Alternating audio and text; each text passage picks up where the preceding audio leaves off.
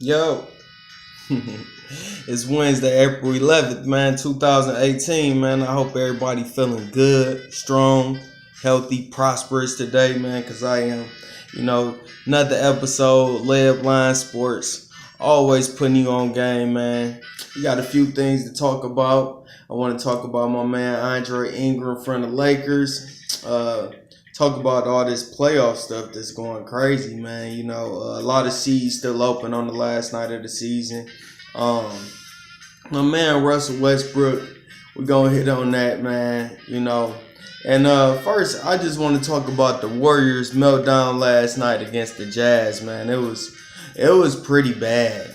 I mean, they ran the layup line on them boys. You know, I couldn't believe it was the final score ended up being 79 to 119 Utah. And Donovan Mitchell really just went crazy on them boys. You know, he only had 22, but some of the highlights was just demoralizing. You know what I'm saying? I think Utah really came in and demoralized the Warriors last night.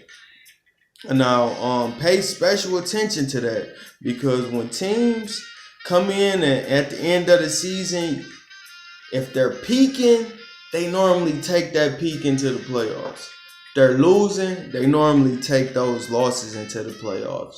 And you want to kind of have a fresh taste in your mouth. You know, one win could turn it around. But when you have a loss like that 40-point loss without Steph, I wonder is they doubting, well, can I really do it without Steph in the lineup? And I have to check the timetable and when Steph is supposed to set to return, you know, I hope it's soon, you know, because like I say, I like to see full strength basketball. I just like to see full strength stuff, you know what I'm saying? Uh, I'm looking at a playoff bracket right now, and it's so wrong because we still got 11 seeds that's available, that's interchangeable. You know what I'm saying? So we do not know how the playoffs is really going to look this year. So shout outs to Russell Westbrook though, man. He really, you know, phenomenal point guard all around, man. He's set to almost average a triple double this year. If he gets 16 rebounds tonight in the final game, he will average a triple double. And I just say that that's very significant for him because of how much criticism he gets on not being a distributor. When you average 10 assists, we have to throw that talk out the window. You know what I'm saying? When you average it, that means you having some 15 assist games. You having some 17 assist games. You know what I'm saying? But the main thing is you consistently getting your teammates involved. And it's what it took this year. You know, with Paul George and Melo, he had to make a cognizant effort to get his new teammates acclimated into the system and involved heavily because both of those players need touches to be successful. As you see, they clinched their playoff berth. So I'm happy for them, and I'm shooting for this 16 rebounds for my man Russ, man. I want him to go ahead. You know, nobody thought it was possible when Oscar Robertson did it. Nobody thought that Russell could actually do it again this year. And, you know, well, Russell could do it last year, and he did it. And also doing it again this year. And even if he don't average a triple-double, he averaging a triple-double for this year too because it's 30, 10, and 9.9 is still a triple-double in my opinion, you know. So, you know, big shout-outs to one of my favorite players, Russell, from the Thunder. I wish I could go grab my Thunder hat, let y'all see it. But anyway, that's my guy. Shout-outs to him. Hopefully you get that second triple-double season. The showdown between Denver and Minnesota tonight, man.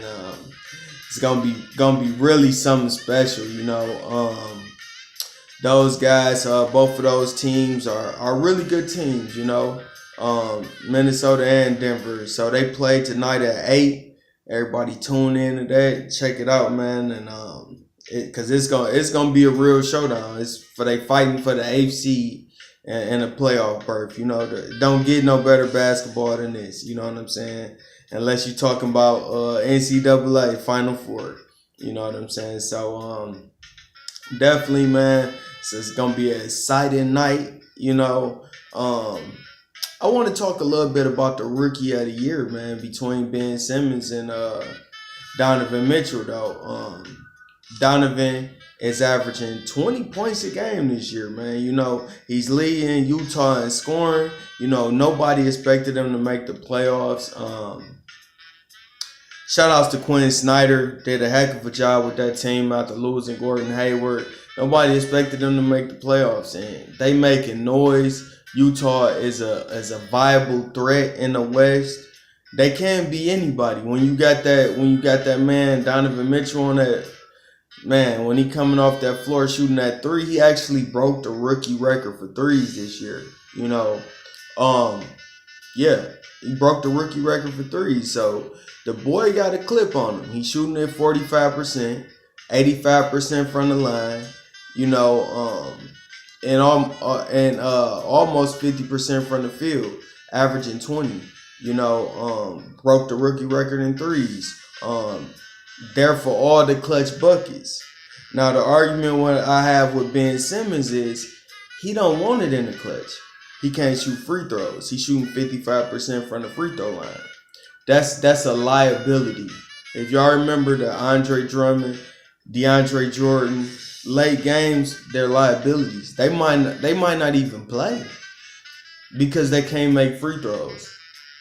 And everybody say LeBron can't make free throws, but he shoot at a good enough percentage that you can't just foul him at the end of the day and play a hack of Bron game.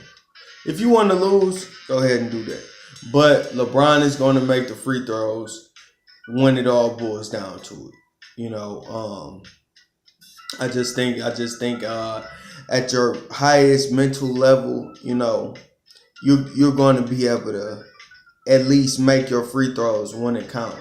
You know, so that still remains to be seen.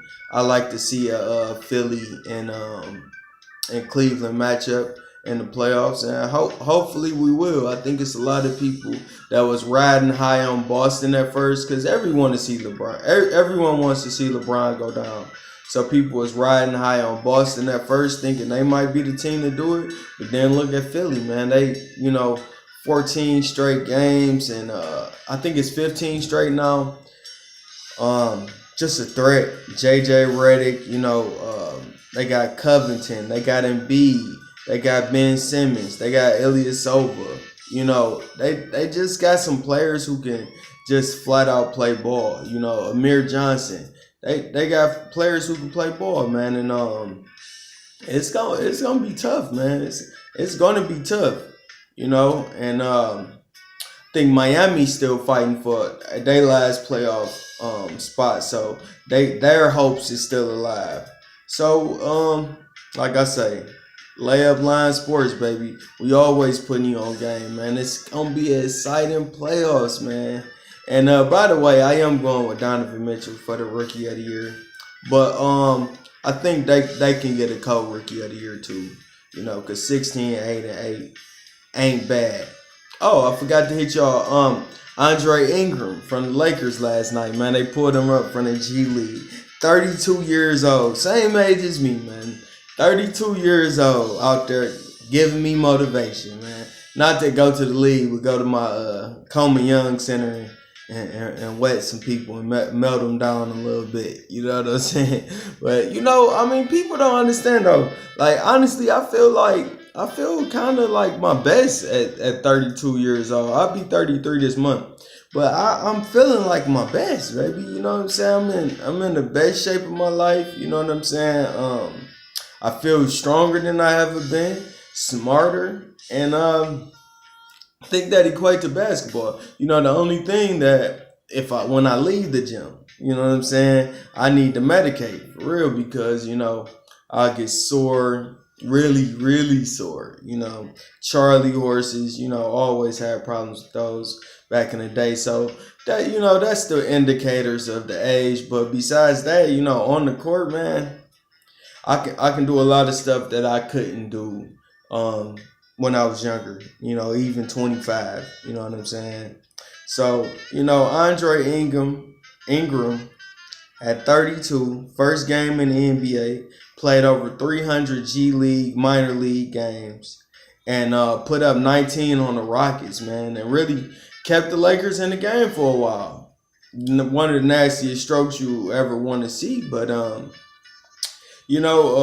boy got down last night, man, head full of gray, full of gray. So y'all stop talking about LeBron hairlines.